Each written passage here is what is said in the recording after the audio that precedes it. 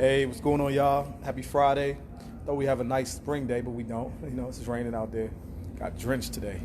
But I wanted to shoot this live before I got out of here because we had a pretty good week here, man. Training some new people, got 2 new guys in town, and we're taking on a lot more clients.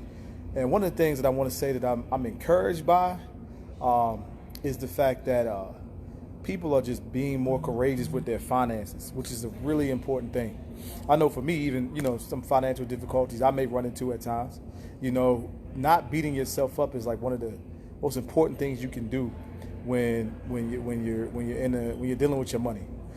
Because what happens is a lot of times when you're dealing with your money, because so many people have trauma around how they deal with money, when you deal with money, you end up spending more money as a way to just quiet down the pain that you feel, or quiet down the financial situation, the voices in your mind. You spend more money to quiet that down, and it just creates the pattern over and over and over and over and over again.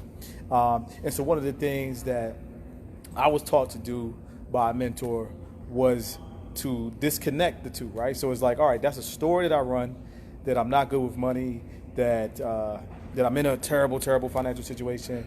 To quiet that voice, I had to learn to not be angry and want to discipline myself by being like, you're crazy for this, you're screwing up, blah, blah, blah, all these different voices that cause you to want to go spend more money to ease the pain, right? No. What you do is you just take an authoritative stance with yourself and say, hey, you're a good person. You deserve to have money that you can hold.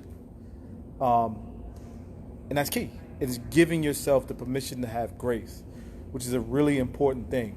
And then the shift begins to take place. And I'm watching so many people do it.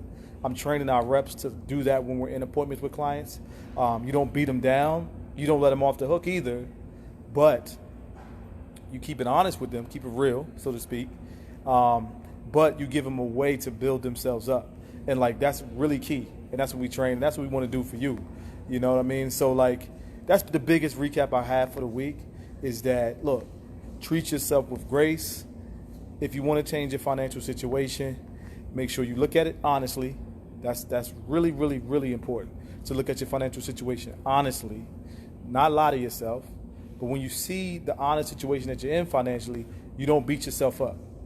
That's key because people have developed, I know I had developed the habit of beating myself up financially. I watch clients beat themselves up financially. That doesn't work, right? It's okay to be aware of where you are.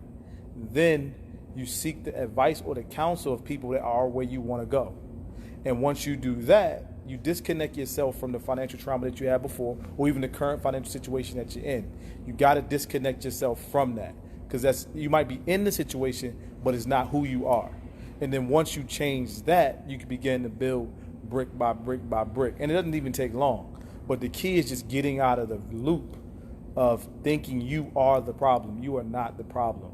Once you start to seek the solution, again, by those who have the answers to where you're going, then you can begin to shift. Break the pattern of, I'm such a screw, man. I'm such a screw up. I'm so terrible with money, laughing it off, and then going to spend money to ease that pain and then staying in the same position, right? And I often tell people all the time, and it's real, I experience it, is the people that save the most money end up having the most fun and actually end up spending the most money purposeful. It's like some wild stuff. Like the people that live check to check and, it's crazy. They don't have any money. They spend all their money and they still sad. So you got to find a way to, one, shift your story and then shift how you feel emotionally around money. And the way to do that is just give yourself grace, right? Grace. Not go easy on yourself, but just grace. Tell yourself what you're worthy of. So I just wanted to drop that jewel because I see so many people dealing with it.